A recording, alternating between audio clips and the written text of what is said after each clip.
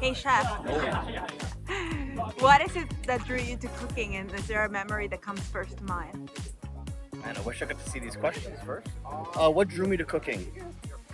The honest truth, the ability to nurture others. I saw from a very young age with my grandmother how much she prioritized cooking for others, including my mother. It's like the first question you ask as someone walks in the room. Have you eaten yet? What do you want to eat? Even if you're hungry, you have to eat. I wanted to be able to take care of people that way, and I dedicated my life to it. So it's a nurturing thing. It's giving back, selfless service, all of those things. And a fond cooking memory, sitting on the floor of my grandmother's apartment with her lorha and sill, which is like a very large brick and a small handheld brick, and you grind ingredients against it. Really popular in India, Sri Lanka, and that's where it came from. But yeah, she would grind toasted coconut to make coconut choka, a spicy, aromatic condiment that you eat with Guyanese food. What flavor reminds you of where you come from? Pepper. That's pepper. Ah. I grew up eating spicy food. On our table at home, we always have a jar of pepper sauce. I'm here in Guyana right now. Any restaurant you go to, like how we have salt and pepper in North America, there is pepper sauce always on the table here. So any type of heat where I feel that adrenaline, any type of raw spicy pepper or pepper sauce. Like when I think of my food, I think of heat, and I think of like palm sweating, and I think of adrenaline. And I don't eat without pepper sauce. So yeah, I could say spice and different herbs and stuff, but I'll say like heat, pepper.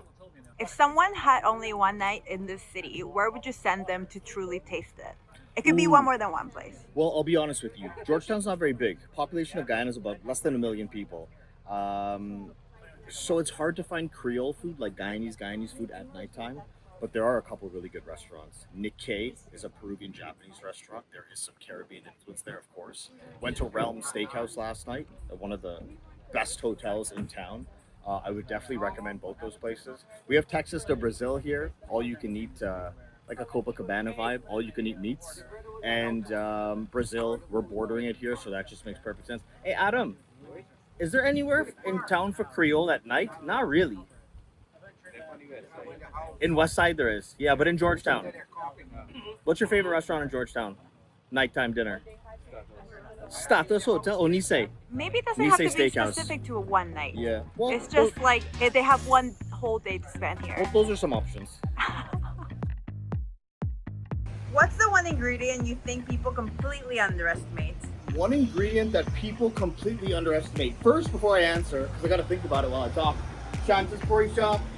Probably my favorite restaurant in Guyana, in Georgetown. It's iconic, around since 1957, it says on this side. And the oldest puri shop, roti shop in the city. Okay, what's an ingredient that people underestimate? I'm gonna have to go with, Indian people don't underestimate this, but if you are not Indian, you probably don't really know about it. It's called chaat masala. It's a spice blend of cumin, coriander. There's so many different flavors. Black salt, amchur, dried green mango powder. It's amazing on fruit. It's amazing on top of salads and chats. Like I even use it with meats and vegetables. It's really, really special. It's like a flavor bomb in your mouth. It's salty and sour and spicy. Chaat masala.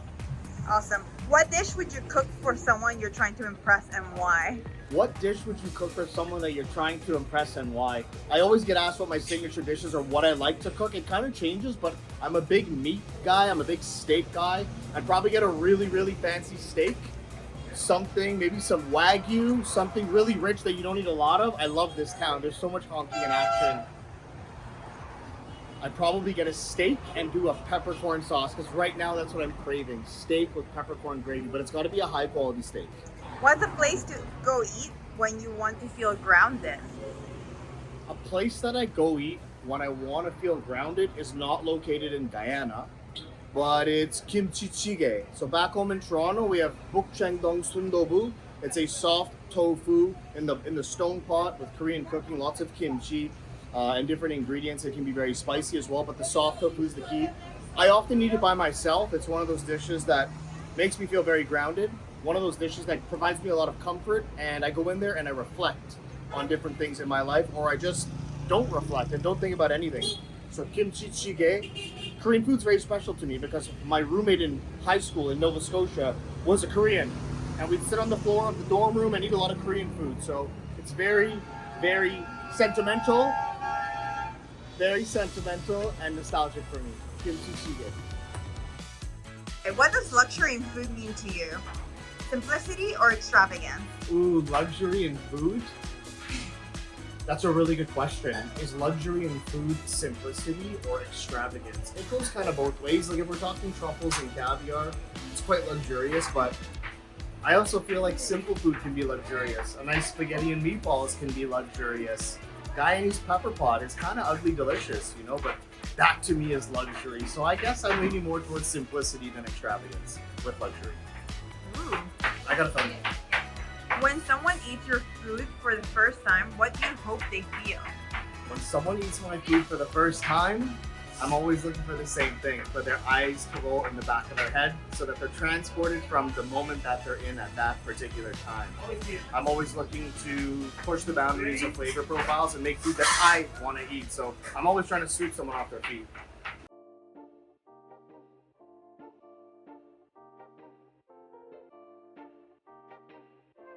When you're alone after service, what's the one thing you think about the most? Okay, there's nothing in particular. I'm probably thinking about, did I do a good job? Did I get all the components on the plate down? I'm probably thinking about sleeping in, or what am I going to do the next morning? I usually train the following morning because event days I don't train anymore. But yeah, I'm probably thinking of like how I'm going to relax, or like the relief of the event being done. I think that's probably what I would say. I'm not thinking of anything in particular. Who are you really cooking for? I'm cooking for the client. Who am I really cooking for? I'm cooking for the client. I feel like that question was asked because maybe I would say I'm cooking for myself at the end of the day. And I guess in some ways I am, but I'm cooking to make the eyes roll back on anybody who puts the food I cook into their mouth. Ever since I was a kid, I was always cooking to nurture people and look after people and really shock people and impress people. So if I'm cooking, like if I'm cooking for somebody and myself, it doesn't matter who that somebody is, I'll take my time plating that food. But for me, I'll just throw everything in the bowl and I'll be fine with it. So yeah, hope that's a good answer.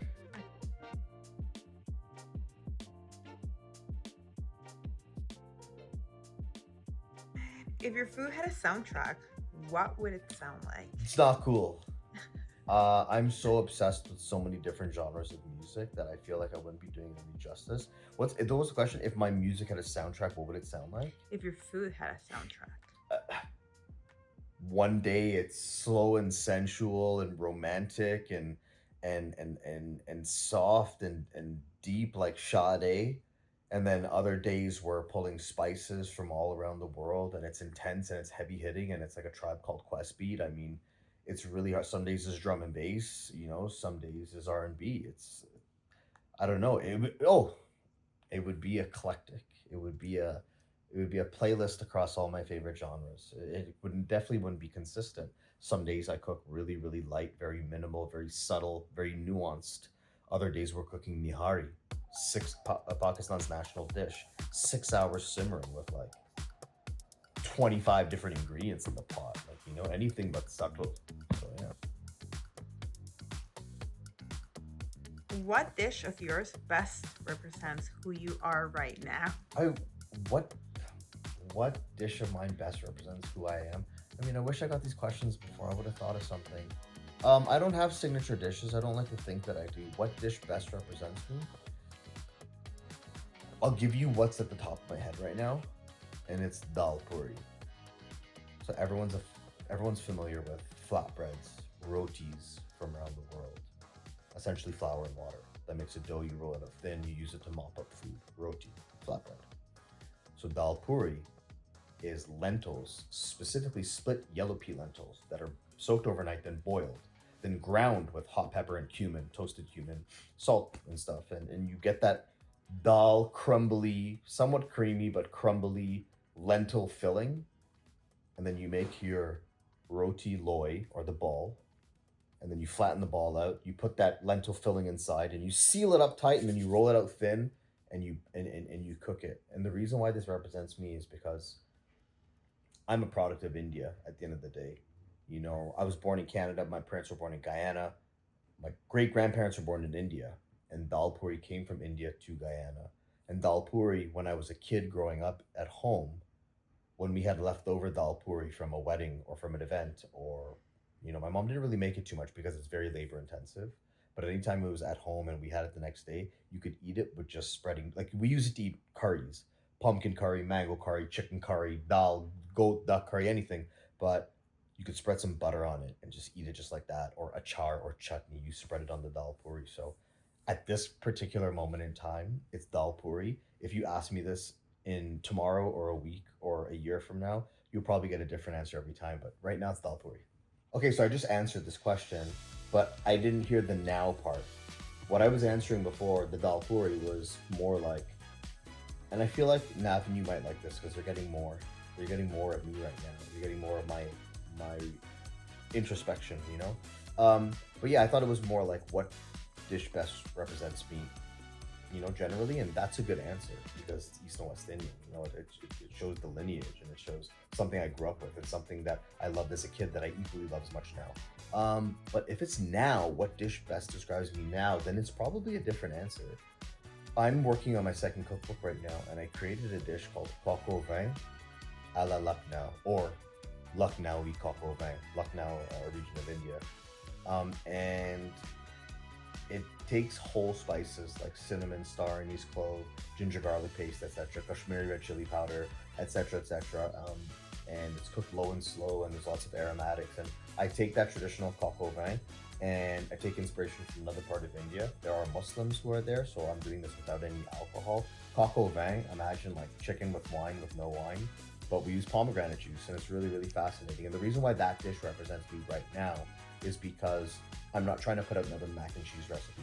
I'm not trying to show you how to make jerk chicken, but I'm trying to do things really in a unique way and using my travel to blend things together. So there's a lot of twists and turns in my book, and I would probably say the Lucknowi coq au vin best describes me now. Why? It doesn't exist anywhere in the world. It's something that I created in my head.